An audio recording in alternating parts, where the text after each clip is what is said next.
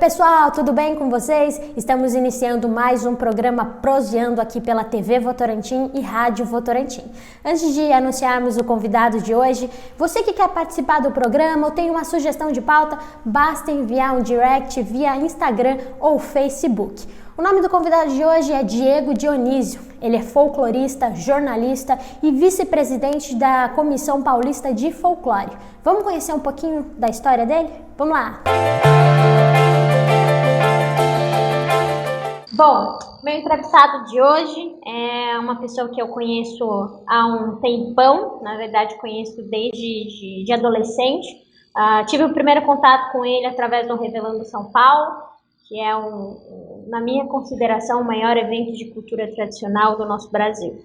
Enfim, é o Dionísio, Diego Dionísio. Seja bem-vindo ao programa Proseando e será um prazer prosear contigo hoje. Bom, que bom, Ana, estarmos aqui novamente, né? Em tempos passados, nós nos encontramos em meio de muita cultura, né? De muita cultura popular, de dança, comida. Agora estamos virtualmente, mas o bom é que possamos, né, estar juntos.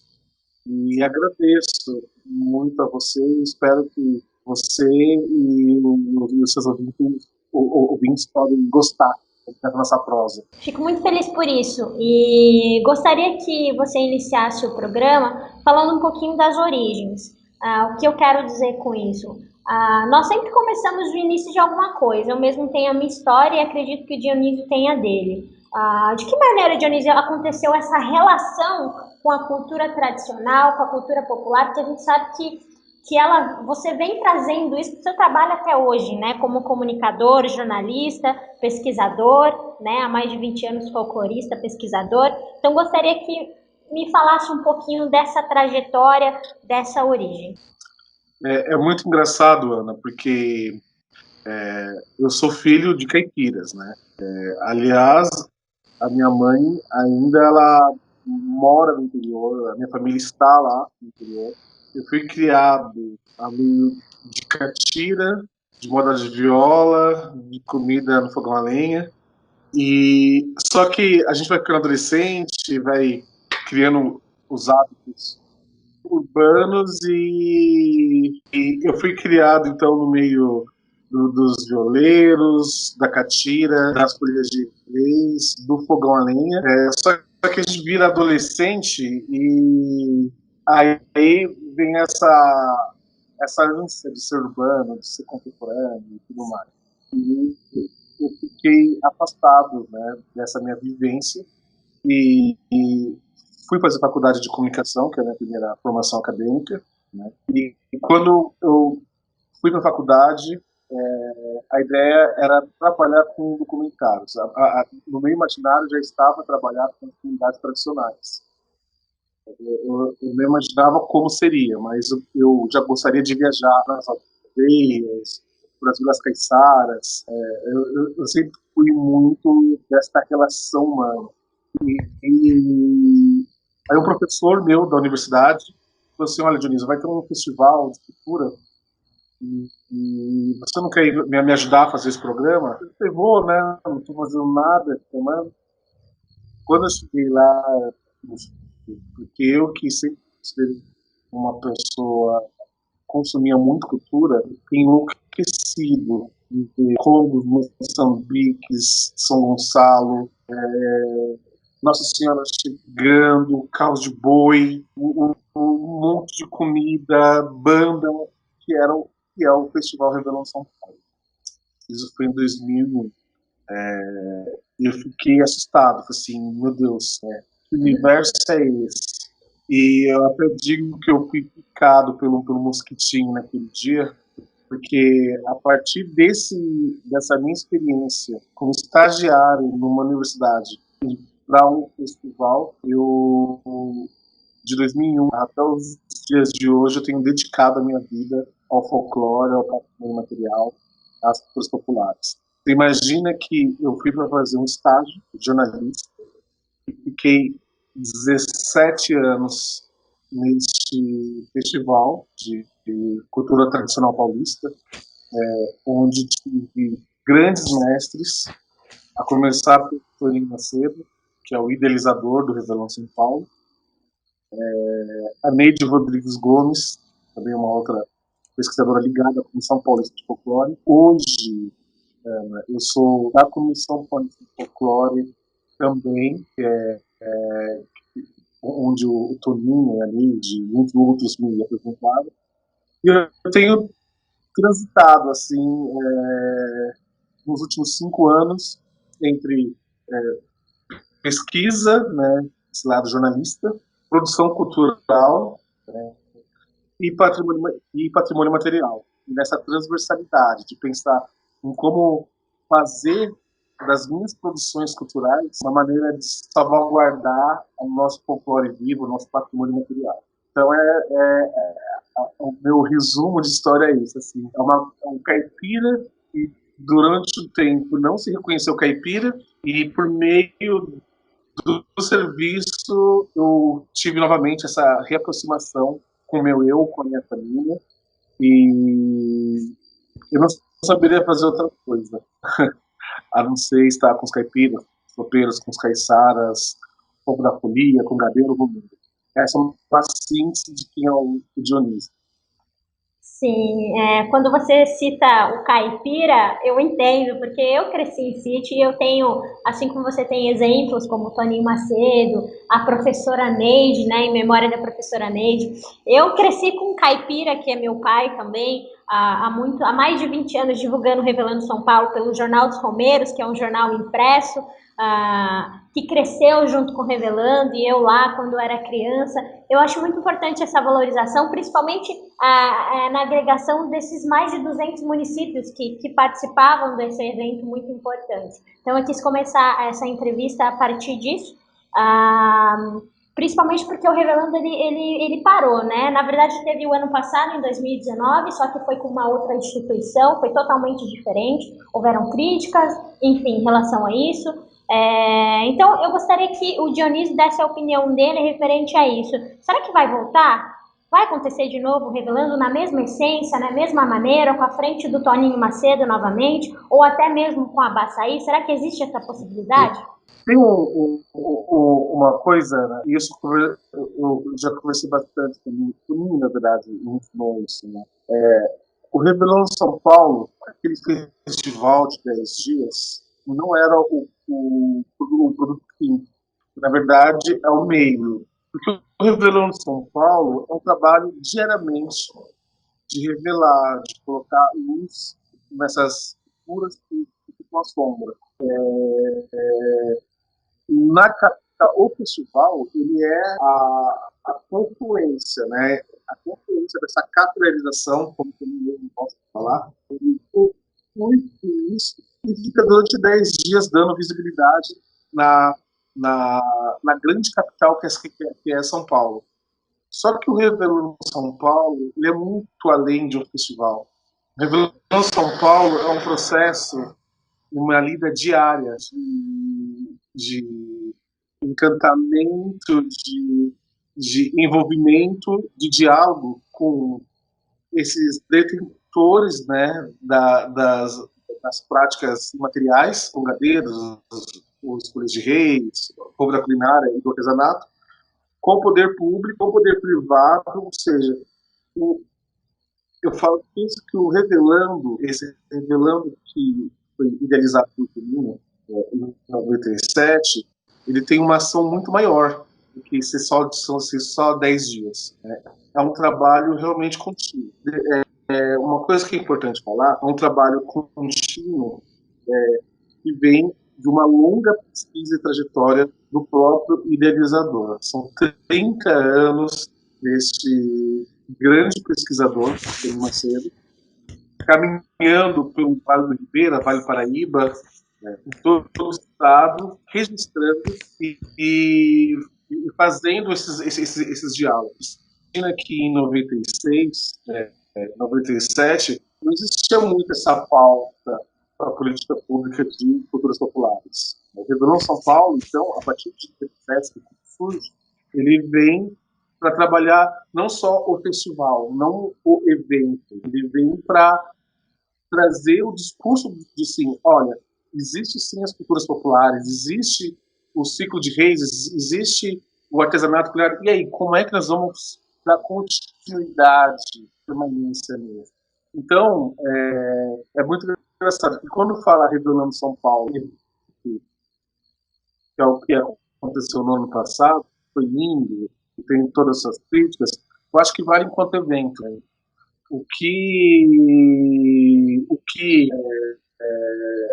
O outro lado da moeda, que é esse lado intangível, que é o lado maior, que é uma relação diária, é algo que precisa ser restabelecido, né? E será de outras formas, com outros formatos, né? Então, eu acredito que, assim como o folclore ele é dinâmico, esse revelar deverá ter outras formas de estar acontecendo. Afinal de contas, Ana, são 40 anos de Abaçaí, né, no caso, e 20 anos de Revelão São Paulo. Não dá para esquecer de uma hora para outra. Né? Não, é impossível. Aliás, você citou que é vice-presidente da Comissão Paulista de Folclore, né, que visa o fomento das práticas culturais e vem sempre trabalhando com isso. Então, gostaria que você me explicasse um pouquinho mais referente a esse trabalho de fomento da cultura tradicional, enfim, através da Comissão Paulista de Folclore. A Comissão Paulista, ela surgiu em 48. Na verdade, surge a criação da Comissão Nacional de Folclore e a Comissão Nacional tem as suas estaduais. Né? São Paulo é uma das mais antigas também. A Comissão Nacional começou em 48 e a Paulista também. E de 48 para cá, tivemos altas e baixas da Comissão Paulista, né? Sempre com esse trabalho, né? De fazer minimamente uma salvaguarda para esses. Para quem não entende, salvaguarda, que é um conceito muito grande, mas assim, como a gente fazer com que esses grupos permaneçam, façam suas continuidades, que eles não sofram nenhum perigo de ser extintos. Nesses últimos 20 anos já vimos várias manifestações que foram extintas e outras, Ana, não foi extinta porque teve um trabalho de campo dos membros da Comissão Paulista de Folclore, né? Porque hoje a Comissão Paulista é uma comissão que está dividida em 15 regiões administrativas e entre os 640 municípios do estado. Então, tem a Lilian, que está em Atibaia, a Rosiane, que está em Olímpia, a Berenice, que está em Carapicuíba, tem o Dionísio, que está em São Paulo, e é um trabalho de formiguinha, sabe? É um trabalho de formiguinha onde vamos fazendo trocas, fazendo com que as manifestações tenham fomento, tenham difusão, tenham visibilidade, né? E ainda mais nesse momento, aqueles que possamos garantir minimamente que eles continuem a fazer seus saberes e fazeres tradicionais, como o divino, que acho que você deve ter visto, né? O divino de Joanópolis, da Neide, a Neide ela fez passagem no dezembro, não está entre a nossa família do folclore, e Leonil e eu cabeçamos o Divino 2020 de Joanópolis, que foi totalmente virtual. Não sei se você vai ter imagens, mas vale até apenas mostrar o vídeo. E é isso. Isso é um pouquinho da trajetória da Comissão Paulista. Uma curiosidade, a gente sabe que a pandemia ela mudou muito, né, a rotina de muitas pessoas, mas eu acho que, como jornalista, eu acho que foi um momento oportuno para o jornalismo em si, mesmo que tenha sido um momento trágico para o mundo inteiro, né, que isso atingiu todo mundo. Enfim, como é que está sendo esse trabalho de campo agora, em meio à pandemia, esse trabalho de campo e valorização, de pesquisa da comissão? Bom, uma coisa que estamos discutindo, e isso não é de agora, é de alguns anos, a comissão quer ter polifonia, né? Ela quer ter voz, ela quer dar fala. As falas não serão só pelos pesquisadores, como realmente são feitos. Então, a ideia é trazer cada vez mais esses líderes desses grupos, dessas comunidades, né, esses saberes, possam ser ouvidos. E a partir do que eles nos ensinam, a partir do que eles pensam, a gente colaborar junto para construir uma política pública, para construir caminhos para isso. Não é difícil, não é nada fácil, porque a gente sabe que esse povo nosso da cultura popular, nem todos têm internet. Aliás, existem várias pesquisas falando que para esse momento que estamos com o Covid, né, onde tudo é online, digital, o Brasil não está preparado, porque nós não temos tecnologias. Isso vale o Vale do Ribeira. E o Vale, assim, hoje, tanto que o Vale hoje é uma das pautas, né, desse governo, é o Vale do Futuro. Né? Eu acho muito bom que as pessoas tenham um olhar.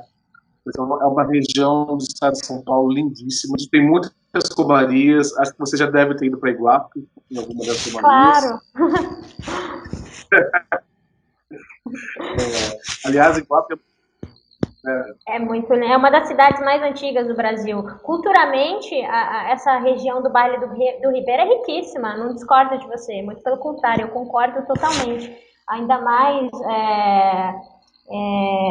quando eu trabalhei com meu pai no jornal, nós chegamos a registrar diversas ações lá, inclusive lá tem uma festa muito tradicional em Iguape mesmo, Jureia, que é um distrito de Iguape, também é riquíssimo, tem as comunidades, as pequenas comunidades lá, então é uma região muito rica, isso eu não discordo mesmo.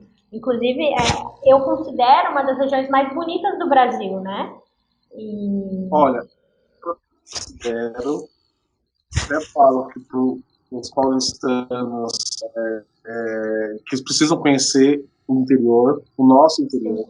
Vale do Ribeira é um dos lugares mais lindos do Brasil, de fato. Sim. E a festa que nós falamos é a festa do Bonde, que é a festa do Bom Jesus. Isso mesmo. Bonde, que é uma das principais festas do Bom Jesus no Brasil.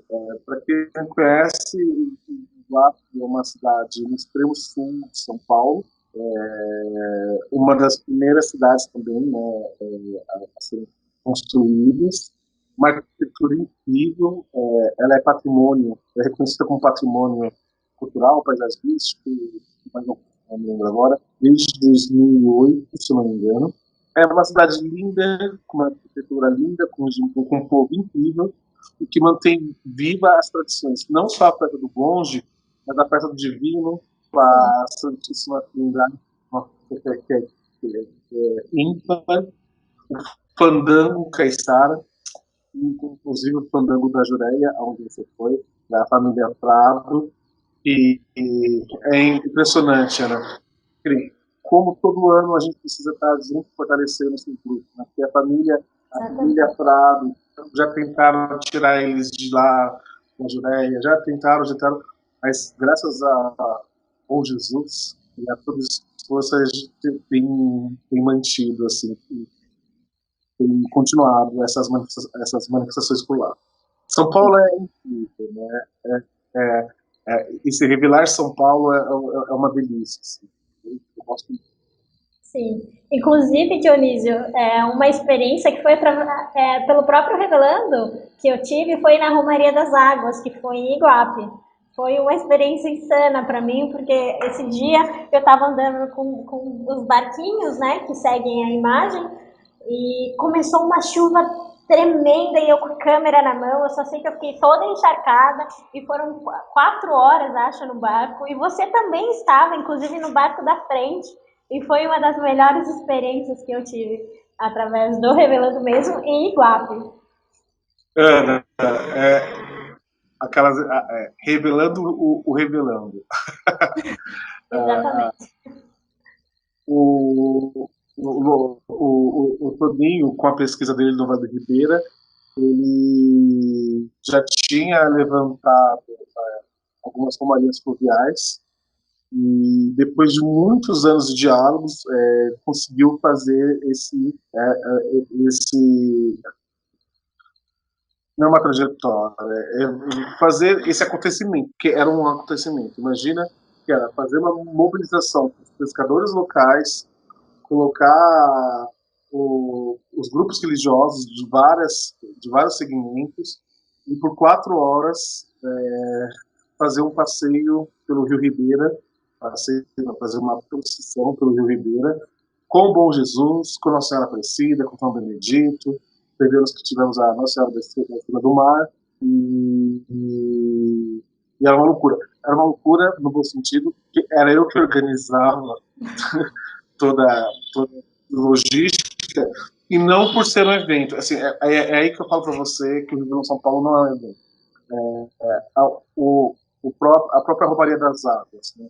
Seria muito fácil contratar barqueiros oficiais, contratar artistas e fazer uma produção artística nisso. A Romaria das Águas era um trabalho de 3 meses, onde envolvia a coluna de pesca. Então, são os pescadores que faziam parte da condução dessa romaria. Quem iam eram as pessoas, os devotos mesmo. Então, era um trabalho gigante de sensibilização, e depois de como estruturar essa sensibilização para poder chegar naquela romaria que você fez. E que era lindo, né? É lindo. Inclusive, existem outros projetos, né, que você é curador artístico, que também é o Arraiá, né? O Arraiá Arte na Rua. E eu gostaria de saber, ligando a isso que você falou agora, como é que acontece essa curadoria artística, vamos dizer, essa colheita de materiais, de identificação de uma cultura regional? Como é que vocês fazem esse trabalho? Porque eu sei que é um trabalho que demora, né? Que demora bastante. Sim.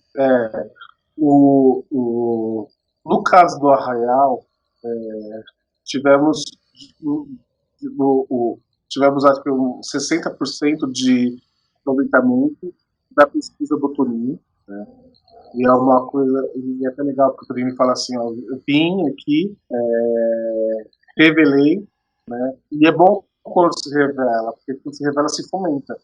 Então, o Arraial, ele parte do DNA das pessoas, né, dessa cultura está dentro delas, então ninguém é inventado. É trazer a comida tradicional, de fato, só que ganha uma outra característica, que é mostrar as diversas formas como acontece o ciclo de São João de São Paulo.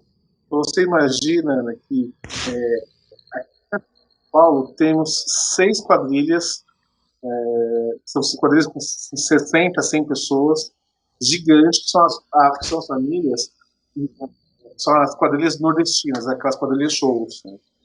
E que aqui acontece, é incrível. E no Arraial, ele é palco para celebrar o ciclo de São João. A gente não trabalha essa questão geográfica. Né? Então, você vai ver a quadrilha show do Nordeste, vai ver a quadrilha do interior com bonecos de Caçapava, você vai ver a quadrilha do Anahiri, que é a quadrilha com mais referência caipira, né, daqui do Sudeste, e alguns grupos também de cultura tradicional, como as orquestras de violas que participam, o Fandango de Tamanco participou também na última vez. Então a ideia do Arraial é celebrar esse ciclo, mostrando que temos uma cultura viva, que celebra, e aquece com a fogueira, né? E que embala todo mundo aí numa roda de viola, um pozinho, e como nunca pode faltar. Essa última pergunta que eu vou te fazer, você citou no começo, mas eu deixei para o final, tá? Você citou a realização do Divino 2020, foi o Divino totalmente online, e também da passagem da professora Neide, que eu também a conheci. Inclusive, era grande amiga do meu pai. Eu gostaria que você me falasse a respeito disso, dessa comemoração, né, popular, e da importância e da memória da professora Neide na sua vida. Essa é a hora que eu paro para tentar ter uma resposta lógica. Eu falo isso porque a Neide, ela era como se fosse minha mãe do folclore. Muitas vezes. Aprendi muita coisa com ela. Bom, a Neide, professora Neide, sagitariana, assim como eu.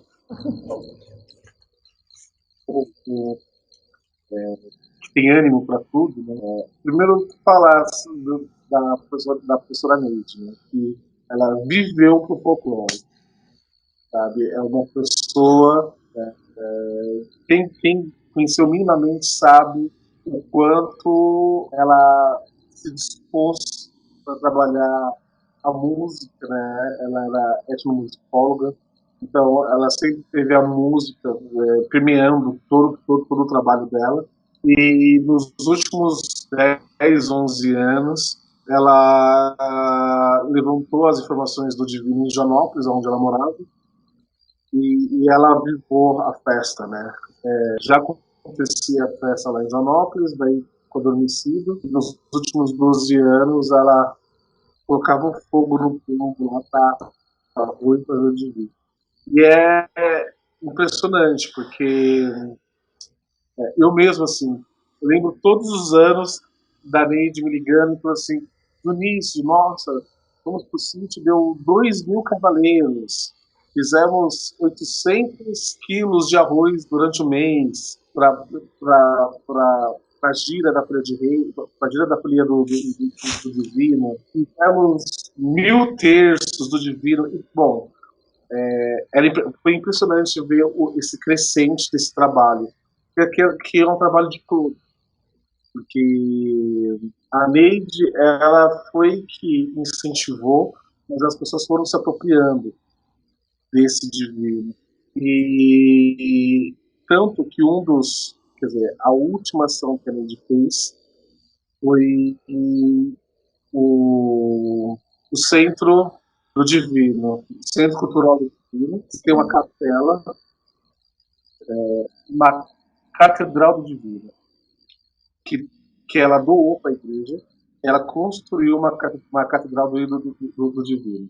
E ela falava que engraçado, ela falava que a última coisa que eu quero fazer em vida é criar a Catedral do Divino. E ela fez isso. Quando isso aos 2 anos atrás, ninguém muito acreditou, viu? Essa mulher pesquisadora, mulher batalhou, ela foi, tirou o dinheiro dela, conseguiu amigo, com dinheiro com parceiros, com amigos, fez acontecer. Hoje existe esse centro do divino, né? Esse centro cultural com uma catedral, e ela parte por divino. E eu e Leonil, que éramos um dos filhos que ela tinha de coração, quando foi chegando o divino, eu falei, Leonil, como é que nós vamos fazer com esse povo todo que a Neide deixou, né? Porque você imagina, assim, de violeiros deviam ter uns 60 violeiros no divino, mais 10 pessoas fazendo o terço, mais umas 40 crianças que estavam envolvidas com as atividades, né? E conversando com eles estavam meio desorientados, né? Como é que ia passar esse momento de Covid sem comemorar o dia sem a Neide e com o Covid? Foi muito difícil. E aí, em 3 dias, liguei pro Leonil e falei, Leonil, vamos chamar o povo, vamos cantar pela internet, pelo celular, mas vai ter divino. E foi lindo, Ana, assim, porque foram feitos 5 clipes do Divino do 20. O primeiro fizemos com amigos e pesquisadores e artistas que conviveram com a professora Neide, e os outros com os moradores de Joanópolis. Legal. Dionísio, a gente extrapolou um pouquinho o tempo, então eu gostaria de finalizar agradecendo pela tua disposição. A gente sabe que tua vida é muito corrida, porque, enfim, pelos apesares. Obrigada mesmo, foi um prazer prosear contigo, um prazer estar aqui aprendendo, né, nessa relação, nesse congraçamento, que é muito importante. Então, como comunicadora, eu quero sempre estar nessa transição de aprender um pouco mais, né? Então, obrigada mesmo, gratidão. E fazia muitos anos que eu não te via, muitos anos mesmo. Então, desejo sucesso para você nessa caminhada e continue sempre fazendo o que você faz, valorizando as pessoas, valorizando a cultura tradicional, valorizando aquele pequeno artesão que mora no interior do estado, enfim, um trabalho magnífico que as pessoas precisam ter conhecimento que existe. Então, obrigada. Obrigado a você por a gente estar ainda caminhando juntos, né? Eu lembro de você criança caminhando nos festivais que produziam, lembro de você em vários lugares, várias romarias, e é bom saber que você é uma parceira de comunicação. Espero que você tenha muito sucesso nesse programa, nesse quadro, e que as pessoas que estão assistindo também possam ser um pouco contaminadas com essa alegria e essa beleza que são as nossas culturas. Legal, obrigada.